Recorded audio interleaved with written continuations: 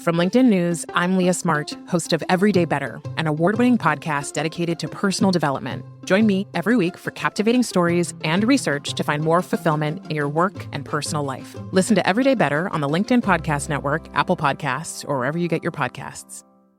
From LinkedIn News, I'm Jessie Hempel, host of the Hello Monday podcast. Start your week with the Hello Monday podcast. We'll navigate career pivots. We'll learn where happiness fits in. Listen to Hello Monday with me, Jessie Hempel, on the LinkedIn Podcast Network or wherever you get your podcasts. Hello, my friends, and welcome to another exciting episode of Negotiate Anything.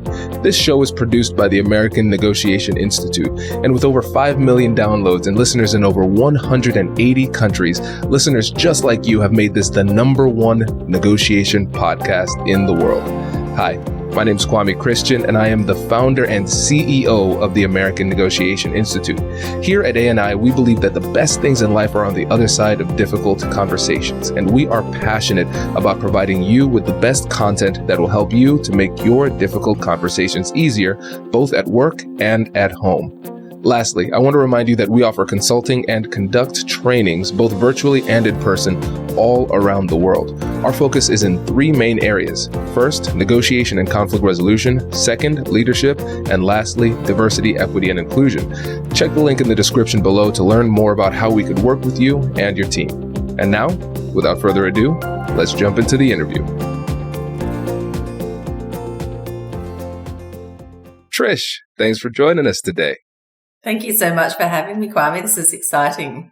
Yes, we are excited to have you, my friend. So how would you get us started by telling us a little bit about yourself and what you do? Sure thing. I farm in Australia, and I reached out when I became aware that our family was going to be, at some point in the future, dealing with a fairly messy estate. And I had no idea how to conduct myself well in these negotiations so that the best outcome could be reached. A lot of anxiety, a lot of difficulty in my family, and I want to be able to be proud of how I conducted myself in these negotiations for myself, but for the whole family and for the legacy of the family.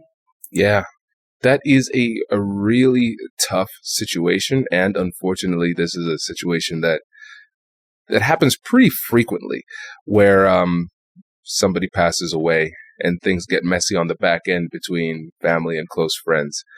And so, yeah, this is a tough negotiation, not only because there's probably a substantial amount of money on the line, or at least not an insignificant amount, but also the emotionality that is tied with these negotiations. So it's really tricky, really difficult to deal with, but not impossible. And so let's talk through it. So listeners, this is going to be kind of a different type of episode. So in this episode, Trish is going to be asking me questions, and we're going to kind of brainstorm some solutions for the situation. So you gave us a bit of background here, Trish. Let's set the stage a little bit more, and then we can just launch into what questions you have. Sure. Thank you so much, Kwame. My family have been in agriculture for a long time, and in the past, farming hasn't always been, or agriculture itself hasn't always been quite so lucrative as it is today in Australia. Land values have gone crazy, and where in the past inheriting the family farm might have been seen as a career path, it's now seen as an incredible wealth creation process. And so with multiple children in a family, the family farm can be quite a hotly contested asset, because it really could set somebody up for the rest of their life and have generational wealth from this process. But the other part of it is my mother passed away and left parts of her estate to her children, to my siblings and I. But my father continues to manage the land, and there's no strong relationships left in the family. So it has the potential to be a fairly difficult negotiation process. Everybody is very attached to various parts of the assets. We all have a long history with the assets and the long history with the farming. And so there will be, I'm quite sure, a lot of emotion attached to this situation. So I would like to plan ahead so that it's not a train coming down the train tracks. I think I'd really like to know what I'm going to plan ahead and how I'm going to conduct myself ahead of time, because it will be so difficult to deal with this, with the emotion of, you know, the passing of somebody and all of the other things that could be happening at the same time. So I guess my main questions are, how do I prepare for something? Yeah, when I don't know ahead of time what the playing field will even look like. We don't, you know, nobody will know until the negotiations are imminent exactly what the playing field will look like, what the rules will be, what the items will be that are going to have to be negotiated, whether it's, you know, the ongoing business, whether there's a succession problem, you know, all of the sorts of things that plan ahead for, but not knowing exactly what those things will be until the negotiations are literally happening at the time. Yeah, this is a tough one. And first, condolences on the passing of your mom. That's always something that's going to be tough. And that's a tough one. Again, whatever the conversation has to be, if it's on the topic of the passing of a loved one, even if it's a positive conversation, it's going to be a heavy emotional conversation. So that adds an extra element of difficulty too. So I'm going to ask a question that will sound really basic. It will sound really almost simplistic, but stay with me now. And so the training note for this is that sometimes the best questions are the ones that seem obvious, where it's easy to fill in your assumptions for what the answer could or should be. And so I think a lot of times with our ego, just as people, we don't want to sound stupid. So we don't ask the silly questions. But I know in my experience as a negotiator and as a mediator, sometimes those are the best questions that you can ask, because you get some really good information. So here comes the stupid question, Trish. Okay. What is your goal? Oh, I think my goal really is to have better relationships with my family at the end of this, and to protect some valuable family assets for the future. Okay. And when you say better relationships, what does that mean? It means being able to interact with family members with a mature relationship, not one that has been destroyed by another round of very immature negotiation with a lot of personal attacks and undermining that has happened. Don't want to repeat that, so that we can actually use this negotiation process as a relationship building experience as opposed to a relationship destroying process. That's good. That's really helpful. And again, that goes with our ethos here. As a listener of the podcast, I know you know, but we see conflict as an opportunity. And as difficult as this situation is, you are recognizing that it is an opportunity. Now, listening very closely to one of the things that you said you don't want this to be another round of damaging negotiations, which makes me feel as though there have been damaging conversations in the past. Yes. Am I close on that one? Yes, you are. So when my mother passed away, the negotiations that took place were very, very poorly planned. We didn't know how it would be, what would happen in the estate. We didn't know who would be entitled to what. And in the end, it ended up being a very difficult process, which it could have been so much better with everything that I've learned in the interim. And I think that process made me realize I have so much to learn if I want to be the person that I'm proud of in the next phase of negotiations if my father passes away, now being the holder of the remaining assets. Yes. Okay. That makes a lot of sense. Now, when we talked about the goals, you said you want to use this as an opportunity to improve relationships. And you also said protecting some assets. So tell me more about the asset protection aspect. Sure. So my parents were very poor. When I was growing up, we were very poor. But they accumulated through their life and through my childhood and my siblings' childhoods. We worked together and accumulated a lot of land, a lot of farming land, which today is worth a lot of money. And it's distributed across Australia. So there's various parcels in various parts of Australia.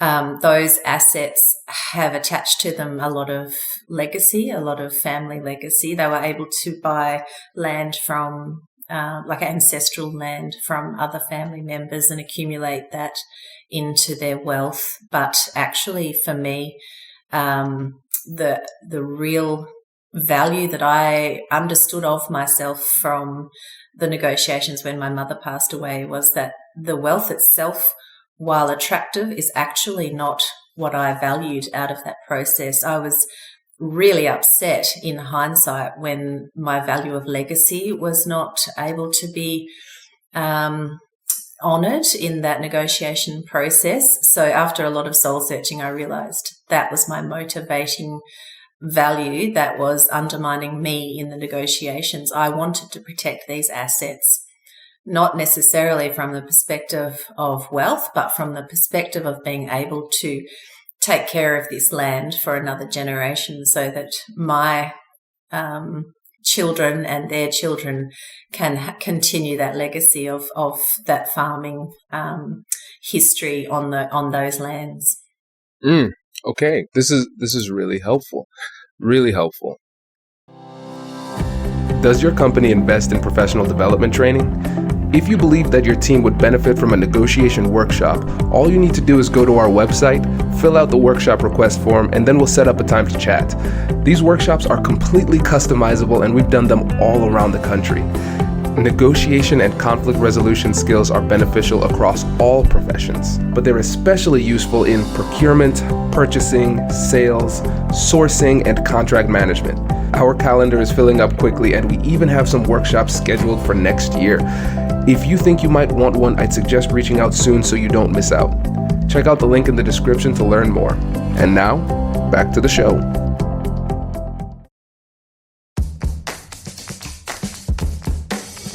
Hey you, I'm Andrew Seaman.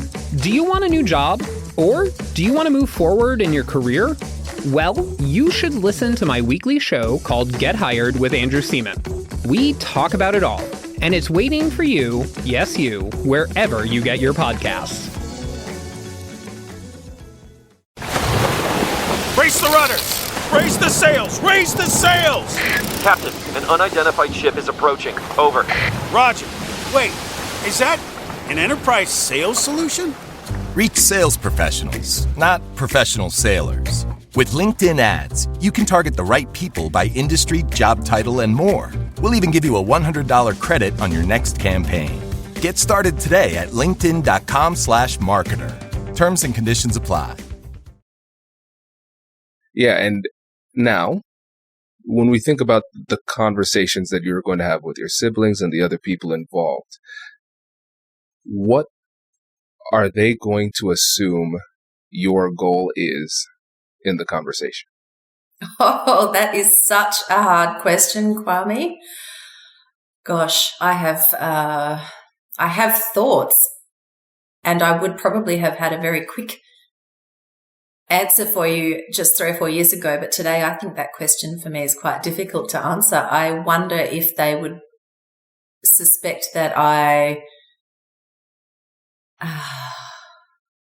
gosh, I don't know. Maybe we can circle back to an answer for that. That's such a difficult question for me to answer. I don't know why, but it is. Yeah. I think it's important to consider. Yes. Too, with our strategy.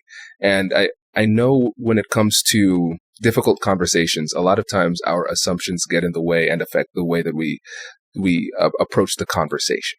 And I don't want to encourage mind reading because we cannot mind read. It's not possible, but it's something that we should consider and then clarify. And so when it comes to assumptions, everybody's going to fill in the gap in their understanding with assumptions. That's just the way the brain works. But what's critical is that we challenge those assumptions. And so as we're revisiting in our minds what we do know and what we don't know, we have to be really honest with ourselves when it comes to coming to terms with just how little we know. And that can be scary because it is a humbling experience. But in order to be a good negotiator, you have to be humble. You have to be humble enough to ask the stupid question, humble enough to challenge your assumptions too. And so that's a question that I think would be that is a piece of information that I think is valuable. Mm-hmm. Whatever assumptions we have about what they think, those are hypotheses that need to be tested through the conversation. Because hypothetically, let's say that their assumption is that you are focused on the money, that you're focused on the wealth. I think a lot of times when people think about family legacy, they focus on the wealth. But when you described legacy, it was something very different. It was more like tradition and preserving that tradition and maintaining that opportunity for future generations, right? And so it's important to bring those assumptions that may in fact be negative to the surface so we can actually talk about it and have a conversation about those stupid questions of what do you want? What do I want? Because I think there could be surprises in there. Sure thing. So just to clarify what you're saying, do you mean that early in the conversation with the negotiations when they're actually taking place, it's not something really we necessarily could do beforehand, but when the negotiations are taking place, so the process might be, for example, that I would be able to clarify precisely what I want and verbalize it in a fairly non-emotional way, and then be able to ask them to also bring back to the whole group and to myself, what is it exactly that other parties want and what really do they want as opposed to what they might think that they want. Is that correct, Kwame? Yes. And just a couple of modifications too. Right, because I would say when you said in a non-emotional way, I think, Trish, if you're being completely authentic, this is something that makes you emotional. And that's not a bad thing because you're a human and that's part of who you are. And if you do get emotional, I think it's a question of whether or not that emotionality takes you further away from your goal or closer to your goal or maybe has a neutral impact. Because when you think about it's hard for me not to get a little bit academic, but stick with me here. When you think back to Aristotle, when he was talking about persuasion, he talks about the tripartite model of persuasion. You have ethos, logos, and pathos. So ethos, these are appeals to ethics, to values, those type of things. Logos, these are appeals to logic. And pathos, these are appeals to passion or emotion. And he understood that great communicators were able to touch on all three. And I think you might lose out on some of your persuasive power and your ability to connect if you try to make this a sterile conversation devoid of emotion. You're talking about family legacy. You're talking about the passing of your mother. There's really no way to make it a non-emotional conversation. So the only edit that I would make to what you said is that I would not shy away from the emotionality, but I would make sure that the emotionality doesn't take away from your goals. Oh, I love that clarification. Thank you. I think I'm afraid of emotion and bringing emotion to our negotiations simply because it has not worked well in the past because I haven't used it and haven't managed my emotions in a way that's functional. Say more about that. Oh, I think I have not been aware of the factors within me that have triggered overwhelming emotion, and I have been quite reactive. I think that in the past negotiation phase, when the first lot of assets were managed through the negotiation phase, when my mother's estate was realised, that was such an emotional time, and I think that what I took from that, possibly incorrectly, was that emotion is not good in the negotiation process, that it can be really disruptive and derailing. But I think what I'm hearing you say is that well expressed and well understood emotions can actually be quite helpful. Yeah, I think about emotions kind of like nuclear energy. So nuclear energy can be used to power cities cleanly, right? Nuclear energy can also make bombs that destroy cities. And so it's not necessarily that the emotion itself is bad. It's just how we use it that could be bad. And now here's the thing, Trish, what we cannot consider the success of the future negotiations without addressing perhaps the failures of the past negotiations. Because reading between the lines here, what I'm hearing is that the previous conversations were explosive in nature and damage was done, and that damage hasn't been addressed. And so there has to be a rebuilding process before we go into the next negotiation. Am I reading that right? Oh, you absolutely are. It was a very damaging process with a lot of distrust created. I think we made, everybody, including myself, made a lot of assumptions, and there was a lot of jealousy, and our family has got very big issues with ego. We're all very ego driven, and this is a big challenge for our family, that we have a lot of ego and a lot of unchecked passion and unchecked what's the word for it? Desire to be very substantial in our field of agriculture, things that are not very good to be bringing into an estate process.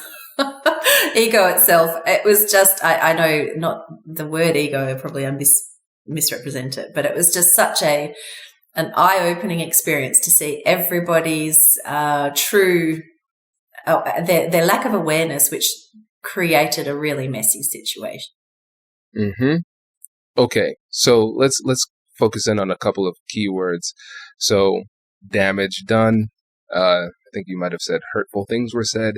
There was ego, those type of things.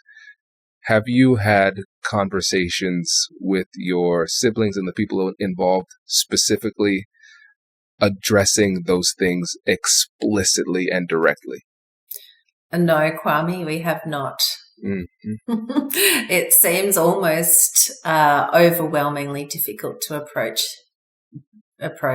this thing. And I must say that I have done so much work to become more skilled and become more aware of what actually happened in the first phase of the negotiations than my siblings. I don't think that they have done the same reflection, and I can totally see how things became derailed from the different character traits, the different personalities, and my own contribution to that.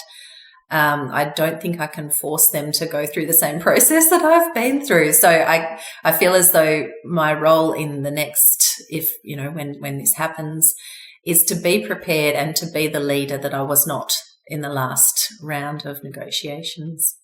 Yeah, I think that's well said. And you have to remember, it only takes one person to improve the quality of a relationship. So even though you're not the only person who made mistakes, you have to assume that leadership role and take the lead. And that's going to require a lot of vulnerability too. And one of the things, just for the listeners here too, to remember is that there's this saying, time heals all wounds. That's not true. My wife is a doctor, and she doesn't just say, just stop coming in. That wound, it's just going to get better magically. That's just not, it's not how time works. Sometimes it makes things worse, right? And so one of the things that we have to remember is that these types of conversations, these negotiations, they don't happen in an instant. It's going to take some time. And when it comes to trust takes time. Trust takes a lot of time to build, and it takes longer if you have to rebuild it after there was a violation of trust too. And so when you think about this situation, you're thankful your father's still here. He's not going to be here forever. And so we understand what happened in the past with your mother. We want to make sure that doesn't happen in the future, but we don't want to be caught off guard and unprepared like we were last time. And so when it comes to addressing this, the time is really now, because we don't know how much time we have to address this the right way. And one of the things to keep in mind is the distinction between blame and contribution. Because a lot of times in these situations, the natural tendency is to shift the blame to other people. You did this, you did that, you did that. And then what happens? The person says, well, you know what, Trish? You weren't perfect either. You said this and that. And so now we have an unproductive conversation. Everybody's blaming everybody. And now we're not getting anywhere. Oh, we're going somewhere. It's just the wrong direction. And we're going there quickly, right? But a simple semantic shift we can have in the way that we have these conversations is talking about contribution. That no matter what happened in any type of situation, I should say in the majority of situations, there's some contributing factor that somebody added to it. So even if you are 99% right, you still have 1% wrong. And if you're willing to say that, it makes the other person feel safer in sharing their contribution as well. And so I think as you're going through your soul searching and preparation, it would be helpful to identify some places where you, upon reflection, realize that you didn't do your best, and leading with that and having that be that leadership too. Because I think about this in terms of conversational or relationship leadership. Because in order for us to do better, people have to accept responsibility for the mistakes that they made. But few people are strong enough to be the first person to take that step. And if you think about this in the concept of micro negotiations, recognizing that this is going to be a series of small conversations leading up to something down the road, it makes it a little bit clearer. So for instance, it might be you calling up a sibling and just saying, hey, this isn't an easy conversation, but I wanted to apologize for what I said at the time of our mother's death. I said XYZ, that wasn't fair, and I want to start things afresh. And just see where the conversation flows. And then the tool that you can use in all of these conversations is the compassionate curiosity framework that I talk about all the time. Acknowledging and validating emotions, getting curious with compassion, and joint problem solving. So with this type of conversation, we're not even getting to step 3. There's no problem solving we're trying to do. Your only goal is to rebuild the relationship by acknowledging and validating their feelings, asking questions to learn more, and then ending the conversation in a better place than where you began. And so you just start this drip by drip little campaign of communication and rebuilding. And then down the road, we can get into more substantive issues, but there needs to be an intentional amount of time focused on creating a stronger relationship first, because the stronger the relationship is, the more resilient it is for conflict. Sure. I like that approach. I must admit, in my imaginings, I was imagining that it would all have to happen quite quickly. I hadn't really thought through the idea of rebuilding prior to the actual discussion starting to take place, prior to the negotiation. Yeah. And Trish, it's, I know this, I wish I could give you something that would be done quickly. Unfortunately, it's just, it's not possible. But I will say though that I think it takes a bit of pressure off of you to know like some kind of negotiation wizardry to get this deal done. That's not necessary.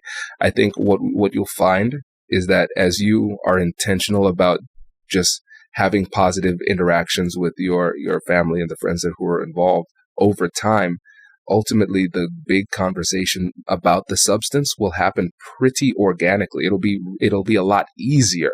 You're chipping away at that resistance without addressing the situation directly, because really the underlying problem is the relationship. And I would assume, and what I've seen in a lot of these cases, is that when it comes to the actual substance of the negotiation, the parties are not that far apart in terms of substance, but there's so much emotion wrapped in it that they can't even see from the other person's perspective. That's what makes it so tough.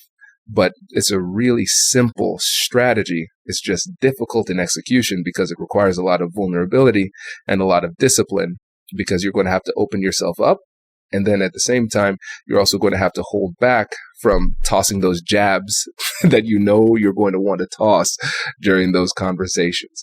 But vulnerability and discipline and sticking to the framework, that's the best way forward.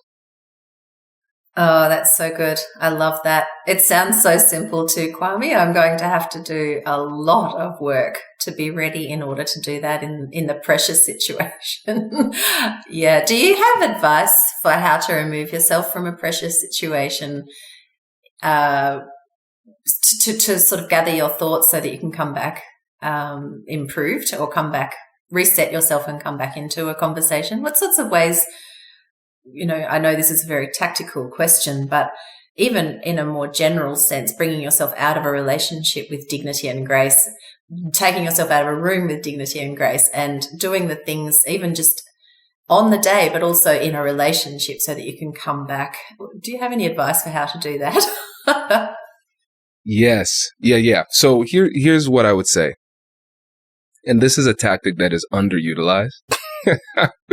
It is honesty and stating the obvious, because a lot of times everybody in the interaction sees what's happening, but nobody wants to admit that it's happening. And so it creates this awkward situation where everybody sees what's happening, but nobody wants to admit it. So in a situation where you realize that the emotional temperature is getting to a point where people could get hurt, what you have to recognize is the fact that honesty can really set you free. The truth can set you free, as they say. And so let's say you and I are having a conversation.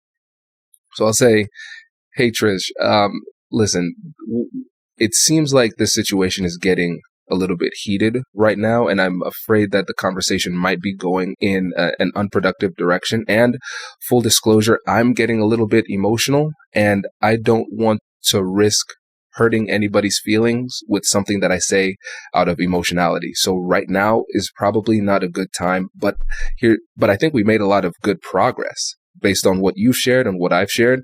And it would be helpful right now if we just take a beat, take some time to kind of reset and give ourselves time to gather our thoughts. And then we can come back when we're a little bit, in a better place. What do you think about that? And so the way that we do that is we state the obvious of the emotional temperature has risen. Everybody knows it. Nobody wants to say it because everybody is afraid of damaging their ego in the situation, because they say, I don't want to seem weak. I don't want to make it seem like I can't handle it. And so I don't want the other person to look down upon me for exiting the conversation. So I'm not going to exit the conversation, even though I know I am making things worse right now, right? And so there's no harm in stating the obvious, and the person will probably feel relieved too. But in the way that we end it, we're ending it in a way where we're not taking away their autonomy or control. I'm not saying, Trish, I'm done with this conversation. We are done talking. I'm not making that decision for you. I ended it with a question. What do you think about that? The person might have something else to say, but that doesn't mean that I still have something else to say. And so if they have something else to say, what I would say is this. Trish, I appreciate that there are still some things that you want to share. And I want to say that I don't have anything more to add to the conversation at this time. But if there's something that you need to share, you feel compelled to share right now, I will listen, And so you listen and you summarize and you say, is that a fair summary of what you said? Yep. Okay. Anything else that you'd like to say before we wrap up? Again, signaling, priming them that the conversation is about to end. But again, you have the floor. If there's still something you want to say, you can say it. But it's hard to have an argument with somebody who's not arguing back. And eventually they'll get to a point where they say, all right, I'm out of steam right now. And then you just make sure that you follow up the conversation. And I think another little thing that you could do is just afterwards send a text message either later that day or the next day and just say, hey, Trish, listen, I know that things got a little bit heated, but I think we're making progress because it's important for us to keep talking and communicating. And so what you're doing is you're rebranding and reframing the interaction so that even though it felt tense, it might not have felt good, we understand that it was still good for us. And just think about these small interactions as just putting little deposits into the relationship bank account. Just little deposits. Because what might be happening is that you might be overdrafting in your relationships with your relatives. You need to create some more equity in those relationships for down the road when you might need to make a withdrawal in the form of a concession or a conflict, whatever it happens to be. But it's hard to make progress in a relationship if the equity within the bank account, the relationship bank account, is at a negative. Oh, that is such a graphic description. That's wonderful, Kwame. Thank you. That's fabulous. Yeah, that really is clarifying for me. I hope that I hope that I can develop the coolness that you just expressed in your own words then, Kwame, when the heat is on. Yes, I think being calm and remaining calm and knowing when you're not is key. Yeah. It's tough to do. It's not a normal human thing to do. That's not our normal human response. And so one last thing that I would say, and this is one of the easiest things you can do, but people don't do it. Talk to somebody you trust and do a role play and walk them through the situation and tell them what you're afraid of, and then have them become the embodiment of your worst fear. Like, that's what our role plays are with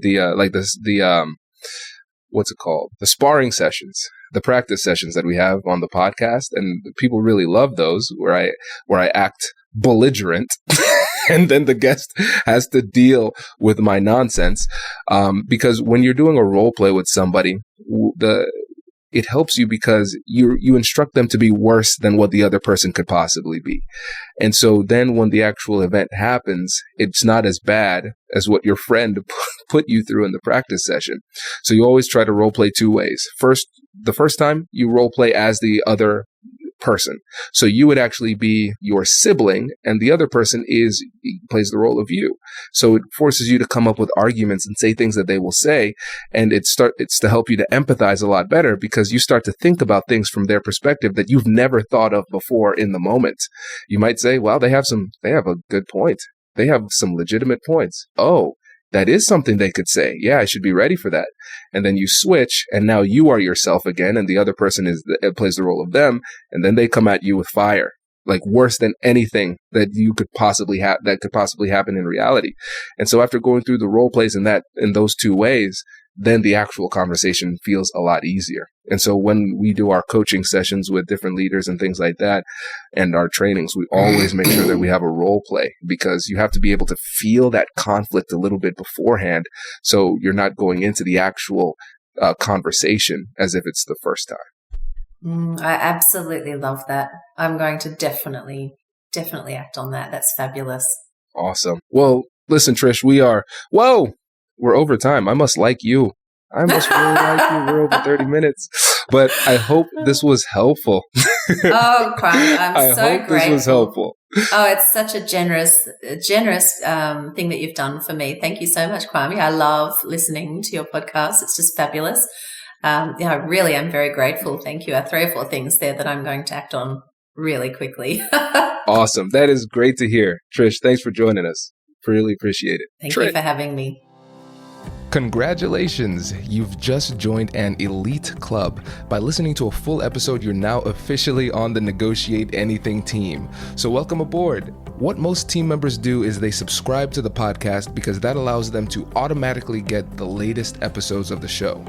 The best things in life lie on the other side of difficult conversations. Keep learning, keep practicing, and keep getting better. Your relationships will improve, your career will soar, and you'll have the confidence you need to get the most out of these crucial conversations. Again, thank you for joining the team. We're excited to have you, and I will see you in the next episode. I'll catch you later.